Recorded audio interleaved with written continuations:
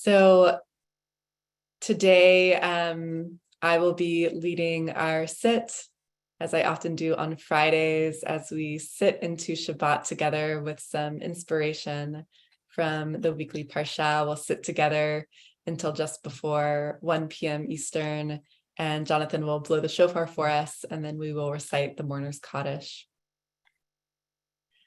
So this week's Parsha is Parshat Ki Tetzei. And I want to lift up the first line from this Parsha for you, which I was exploring earlier this morning, a beautiful Hasidic take on this line and an idea from this line that I think relates really beautifully to our process of teshuvah, of returning in this month of Elul. So the Parshat opens with the line, Ki tetzei lamilchama el oivecha, unetano Hashem Elohecha beyadecha v'shavta shivyo. So that means when you go out and actually go to war against your enemies, and God delivers them into your hand, and you capture the captivity, you capture their captivity. So it's interesting that in this Parsha here in the second week of Elul, we're reading about going out to war, and just the way that rings of the realness and the rawness of life and death, right? Which is part of the theme of this season. Also, in this time of Elul, we are preparing for the Chagim, for the high holidays, for Yom Kippur, for standing in that moment of encountering the truth of our mortality. And so we're invited to really give more weight to the impact of our actions and the ways that it's true that in really every moment we have the opportunity to make choices that are life-giving or choices that are going to lead to less beneficial impacts. So there's like a weight. There's a weight here in this metaphor of going to war. It really can be life or death, our choices that we make. And I want to elevate a beautiful teaching from Reb Shneur Zalman, the great contemplative among the Maggid's disciples, a great Hasidic master, who in general is working to help us connect to the mystical core of the teachings of the Torah, how these teachings come alive in our own internal experience. And he's looking at this phrase, Vishavita Shivyo. What does it mean to capture the captivity? Capture the captivity.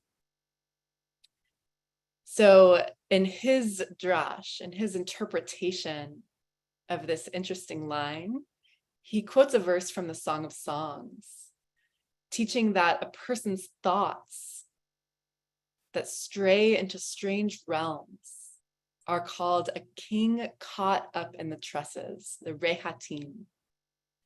So a person's thoughts that stray are like a king caught up in the tresses. And he teaches that this refers to the rushing flow of thought, rehit, in the mind, the way that we can actually become caught up or imprisoned when we are distracted by our thoughts. Sometimes our thoughts are so powerful that it's like they overtake us, and we start to believe them in a way that can actually disconnect us from what is happening through our direct experience in the moment. So sometimes our thoughts can feel more real than what is happening in reality. And that's a kind of imprisonment. That's what he's showing us here. But if we can relate to those thoughts consciously, if we can relate to that experience of distraction in a way that we know that it's happening, right? That we're aware of it, he teaches that this is a kind of teshuvah. So this is a kind of returning that actually brings redemption to the world. It leads to a restoration of malchut, like the queendom, the kingdom, the presence of Shekhinah. That's a powerful thing to bring awareness in this moment. And this This teaching is a beautiful guidance to us in this time of Elul because it brings us a way of considering teshuvah, return.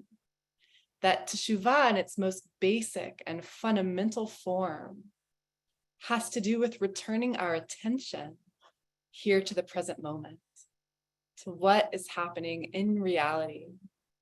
So noticing and becoming aware when we are lost in thought, when we're in a way captive in our own minds or cut off from reality, and gently returning again and again and again.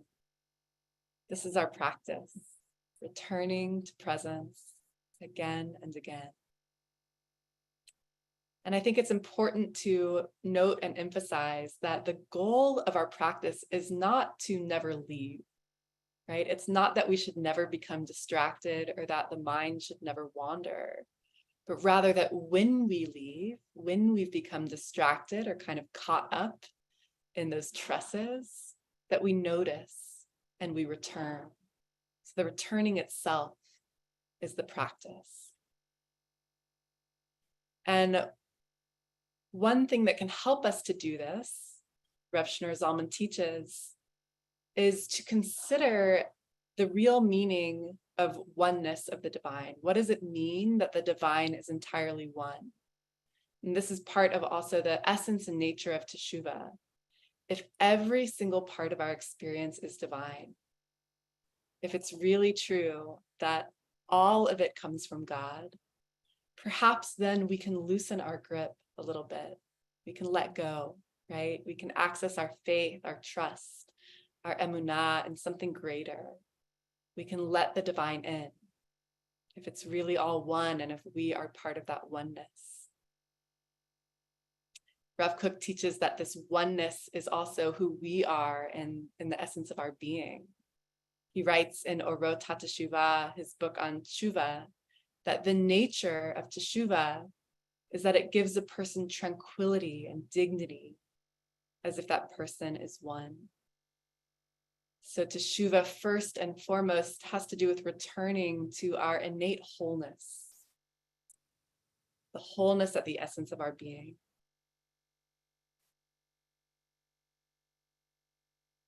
And so if we can hold ourselves in the context of that greater perspective of wholeness, parts of us that might seem broken, actually we can see as just being perhaps fractured, but we can welcome them home. We can welcome them into our wholeness. And so as inspiration for our practice today, I'd like to invite us into an experience of teshuvah as simply returning to presence, returning to the moment when we become distracted, welcoming ourselves in just as we are, opening to the possibility of that innate wholeness, that oneness with the divine. And so I invite you to go ahead and settle into a posture in the body that will be supportive of mindful presence.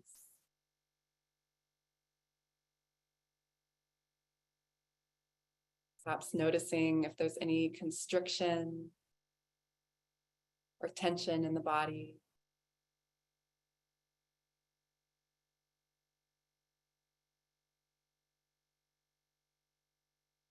And gently inviting a softening, a letting go.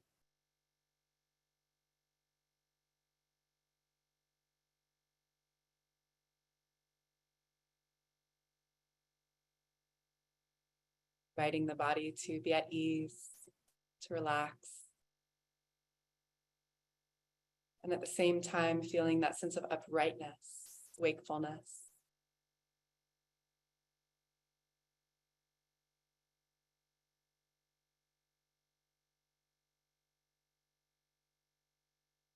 Allow the attention to gently rest in an anchor in the body, perhaps the breath.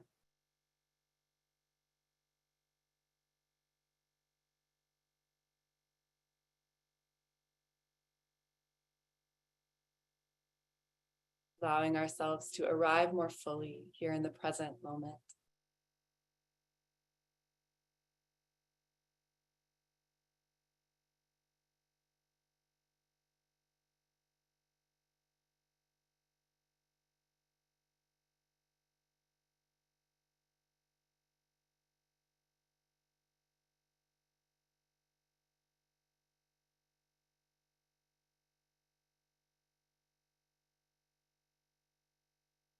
Our practice today can be a very simple and basic form of teshuvah, which is simply returning again and again to awareness of what is happening in reality right here in the present moment.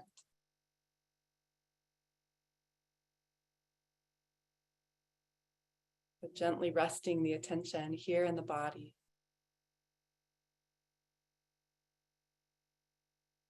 Simply open with kind curiosity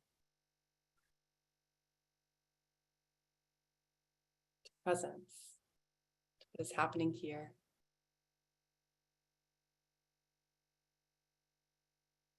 Right now.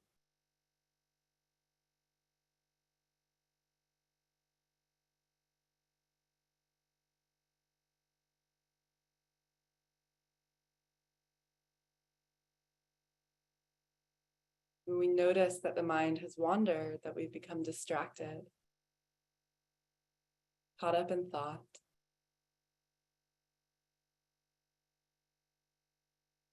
not a problem, no judgment. We simply return, do teshuvah. Return again to presence.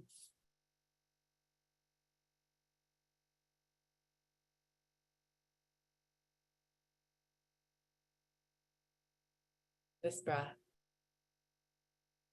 this body, this moment as it emerges.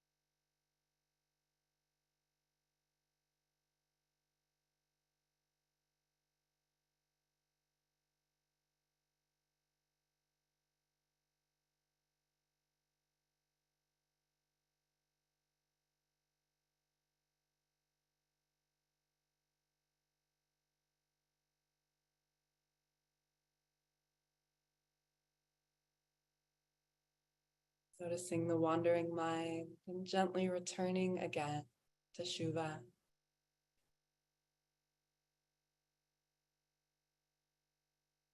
Just being.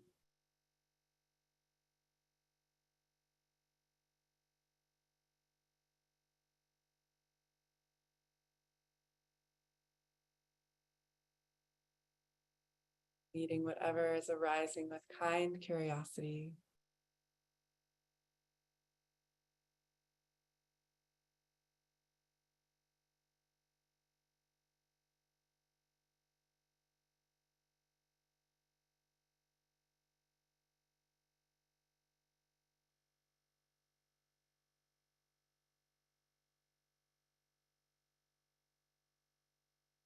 Welcoming ourselves to be in this moment just as we are.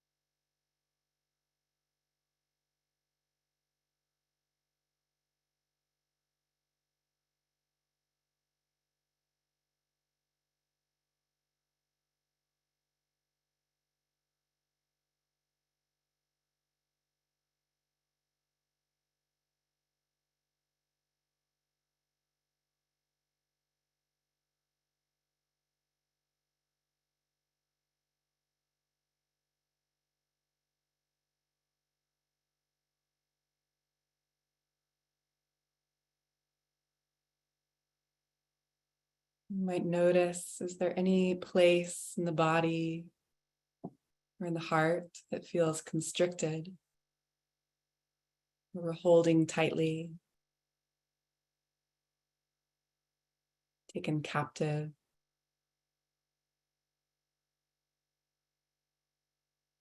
We bring the breath in a little more fully. Where can we soften and open?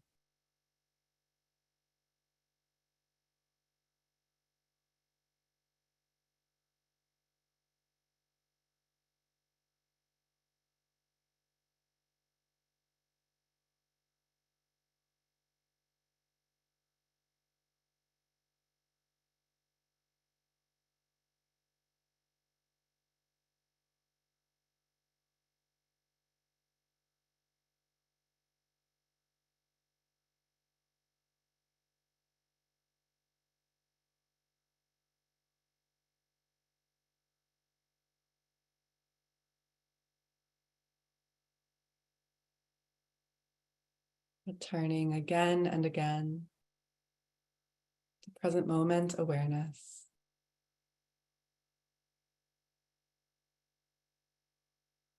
Meeting whatever is arising with compassion, with care.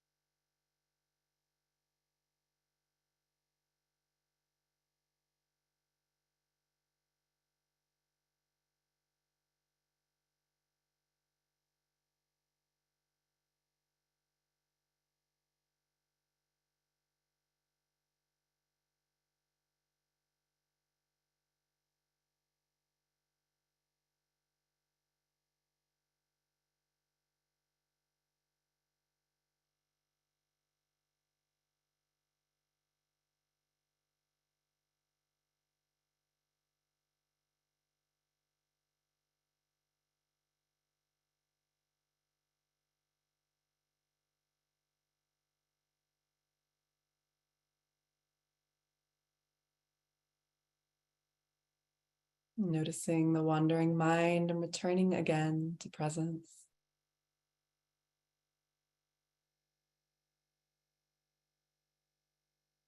Teshuva.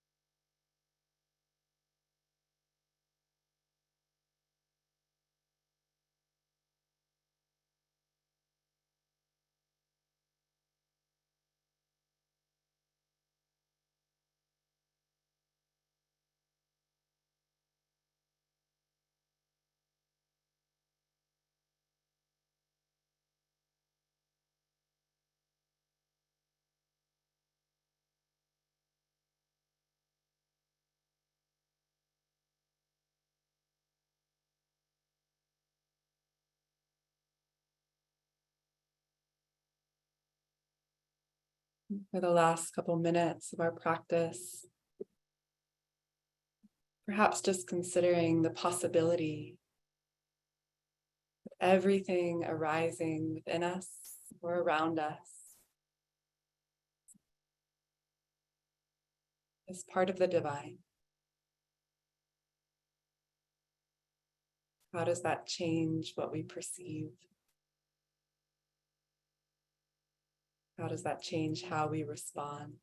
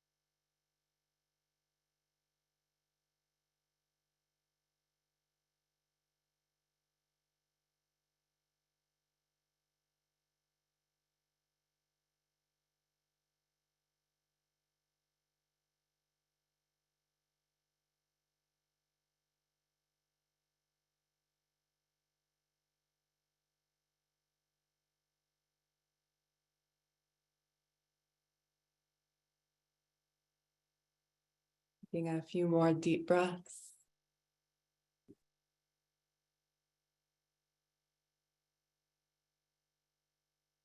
And we'll conclude our practice momentarily, hearing the call of the shofar. So just inviting ourselves to open, to receive, to take in this sound. And just notice what happens in the body, in the heart, in the mind. We hear this call to awaken. Thank you, Rebecca.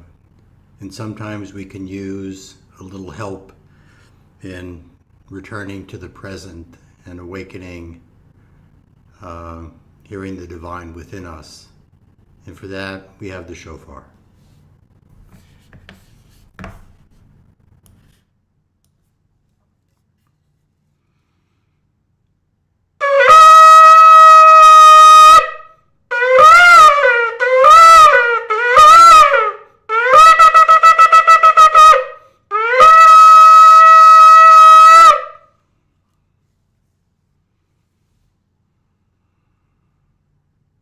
Thank you so much, Jonathan. And thank you, everyone, for your presence, for your practice, for coming together today. We seal our practice with an opportunity for anyone who is in mourning or observing a yortzeit to say Kaddish, if it is your practice to do so. And if you're not reciting Kaddish, you're welcome to just stay present here with us. If you are, you're invited to put the names of anyone you're remembering. And you're invited to join me in body or spirit to rise as we recite these words together.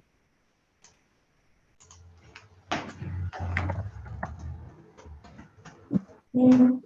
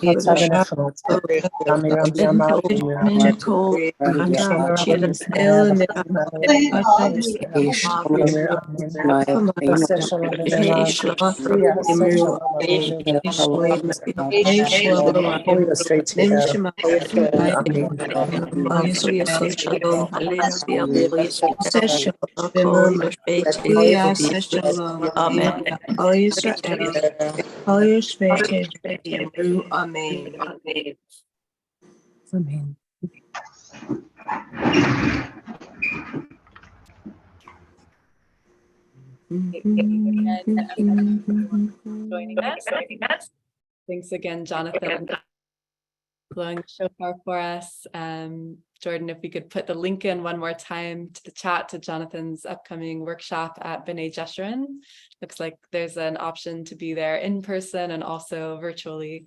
So that'll be a wonderful way to prepare for the Chagim and learn a little bit more about blowing shofar. For those of us who are on your way, we send you blessings and Shabbat Shalom, and anyone who would like to stay on for 15 minutes to share reflections or ask any questions, you're also welcome to do so. So if you have any questions to share in the chat, please do so. Just write question in all caps if you can beforehand so I can see it. And you're welcome to share reflections as well. Thank you.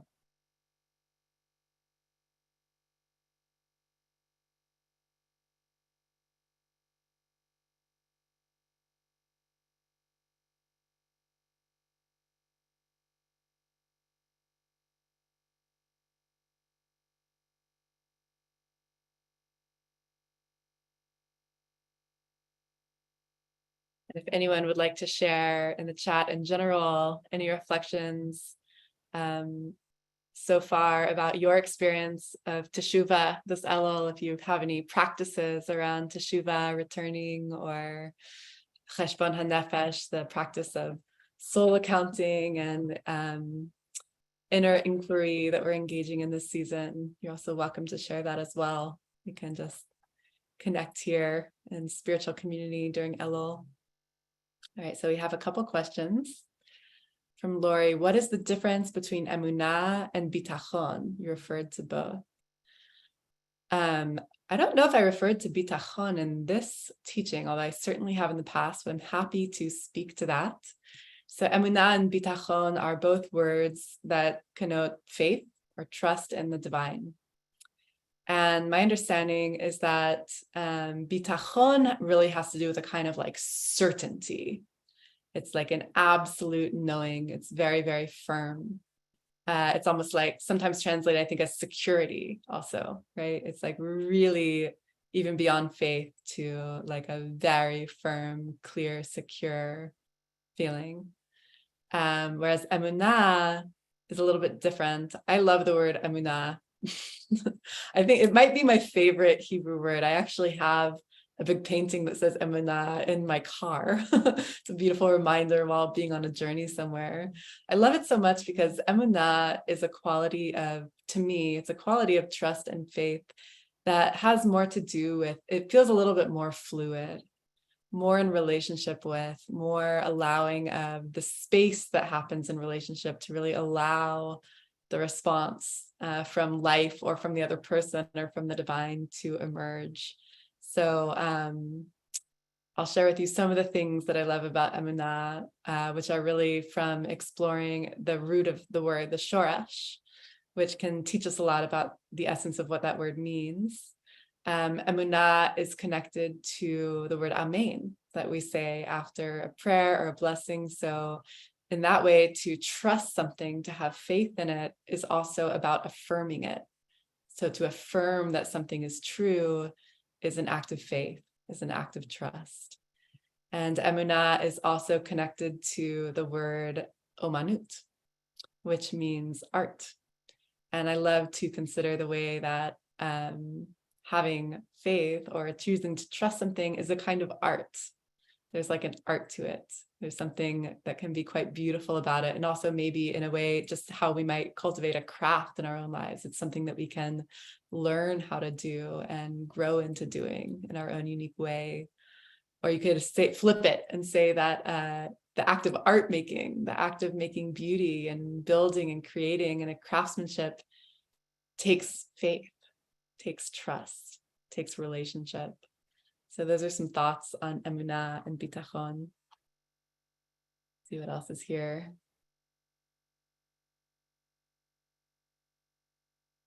Question, please explain the blowing of the shofar prior to Rosh Hashanah. So as you might be aware, there is a custom of hearing the shofar every day during the month of Elul, these 30 days leading up to Rosh Hashanah. And I'll share two thoughts on that. One, and I welcome you all to share any more that you have in the chat. One is that there's really, it's really so beautiful that we have this entire month of Elul to prepare for Rosh Hashanah and Yom Kippur, because the experience that we're invited into on those days of the Chagim is so immense. It's like the most stark encounter that we can have in our calendar with the reality of our mortality, with the kind of immensity of life and death, and what it means to like encounter the divine, to be in the presence of that immensity. And so it's quite beautiful that we have this whole month to prepare ourselves spiritually for that. And so the blowing of the shofar in many ways represents the call to awaken, right? It's really loud. It's like a wake-up call. It's stirring, it's moving. It has the capacity to kind of quiet the thoughts because it's so piercing and loud. And so, what is the value of every day taking a moment to hear that cry, to hear that call, to remind ourselves, this is real, this is real, wake up, wake up. I think there's a midrash or in some places in the tradition, it's also connected to the moment on Mount Sinai when Moshe ascends the mountain the second time to receive the second set of tablets, and it's accompanied by the sounding of the shofar. So that in our tradition is also connected to the tradition of blowing the shofar and hearing the shofar in the month of Elul as kind of a long and a significant on-ramp to the sound that we'll hear on Rosh Hashanah, that it doesn't just happen immediately. There is an on-ramp and we do prepare for it. And I would really encourage you all, if it's your practice to hear the shofar, or if there are ways that you can hear the shofar on a more consistent basis this month of Elul, to just notice for yourself and bring it in as a question for yourself. What's the value of this experience? What is this moving and stirring in me? I can recommend for folks who don't have access to an in-person shofar this month, Wilderness Torah, wildernesstorah.org. They have a program this entire month where different teachers are coming online on Zoom to offer a very short teaching, like a 10-minute teaching related to the month of Elul and the high holidays, and then blowing the shofar. So that's a way that you can hear the shofar virtually every day this month.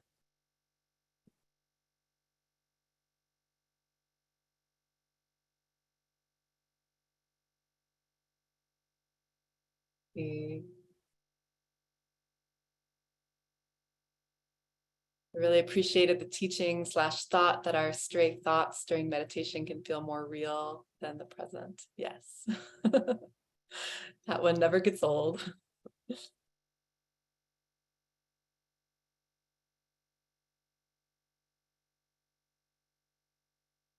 Question, please tell us what book you quoted. I think, Deborah, you're referring, the book that I quoted in the teaching, there's a book by Rav Abraham Isaac Cook called Orot HaTeshuvah. That means lights of Teshuvah, and it's all teachings on Teshuvah for this time of year. So it's a beautiful one. You can find it in translation into the English as well. Also a lot of inspiration and ideas that are alive for me at this moment. And surprisingly, I'm gleaning from This Is Real and You're Completely Unprepared by Rabbi Alan Liu that we're reading together at IJS this month in the Shofar Project. And so that's also a treasure trove of inspiration and guidance for this time in the calendar. For those who haven't yet gotten to dip into that book, I definitely recommend it.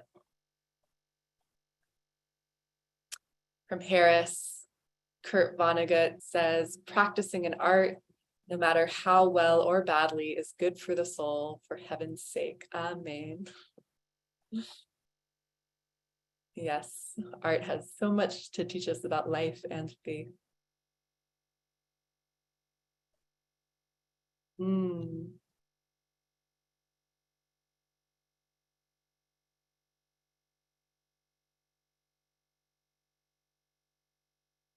Lots of good questions here.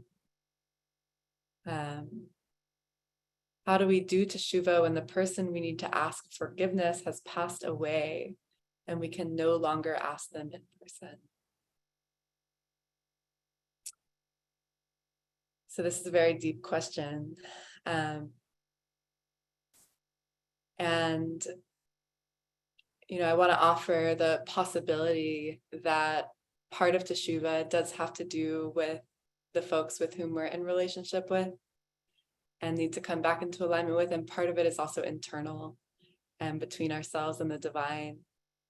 And one of our major teachings on teshuva from Maimonides is that a great aspect of teshuva is basically that when a similar situation arises in our lives again, not necessarily specific to that relationship or that person, but a similar experience where we might respond in a similar way.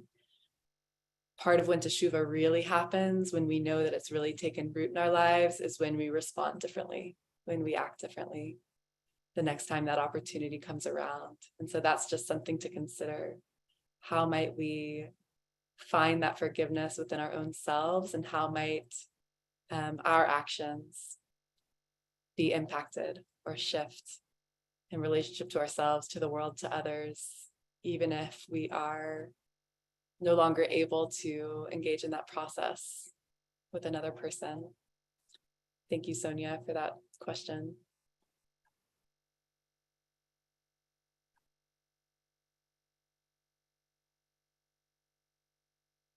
Jonathan, would you like to share anything on any of these topics or questions?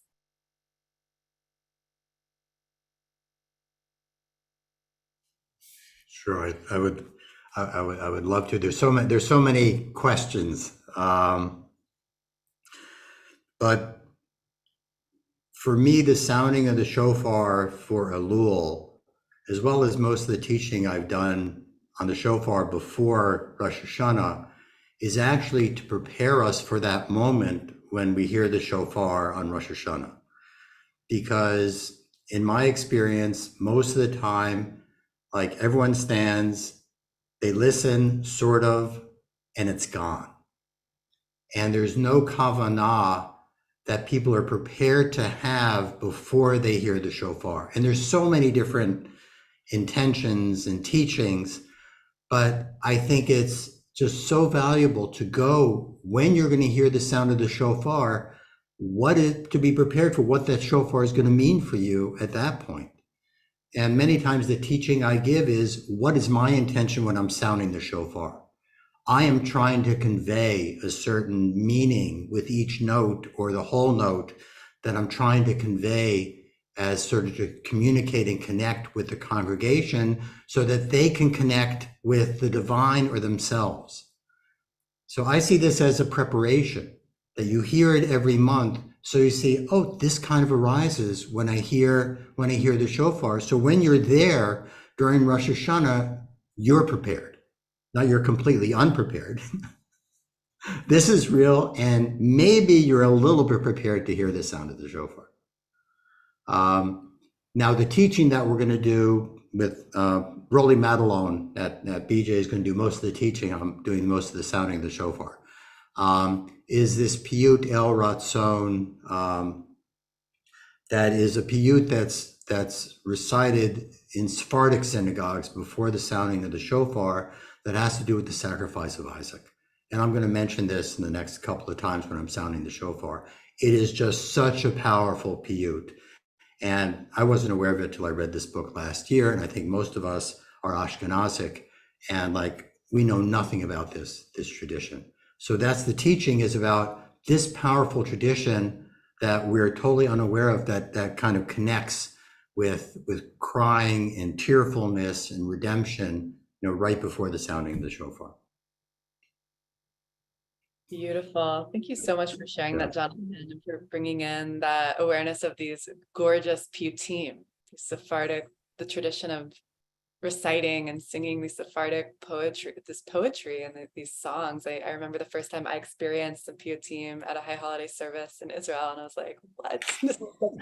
It's such a different flavor than many of us who grew up in Ashkenazi communities or frequent Right, Ashkenazi are used right. to. And Rolly is like genetically Sephardic, like Yeah, is like so he's just so connected with that.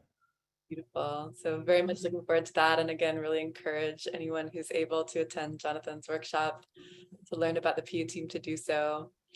Um, Can I comment once to one thing about the about about people who have deceased and forgiveness? please. Rabbi Marcelo Bronstein has this wonderful teaching for each of the Yizkor services. There's a different theme for the Yizkor service. In the Yizkor service for Yom Kippur is memory in the setting of forgiveness for those who are alive and those who are passing, and dealing with that issue. And it is just so powerful when you think of Yizkor in the setting of Yom Kippur. Amen. Amen. All right. Thank you so much again, Jonathan. And thank you to everyone for being with us. Again, of course, yeah, I mentioned the Wilderness Torah opportunity to listen to the shofar. And of course, we're blowing the shofar also here at the Daily Sit every day on Monday through Friday in the month of Elul. So many opportunities to prepare and hear that cry of the soul. Many blessings to everyone. Shabbat Shalom. May it be a beautiful Shabbat of teshuvah, of return, of wholeness, of awareness, of making space to hear and to feel our own souls and what is stirring in us in this season. Many blessings. We'll see you on Monday.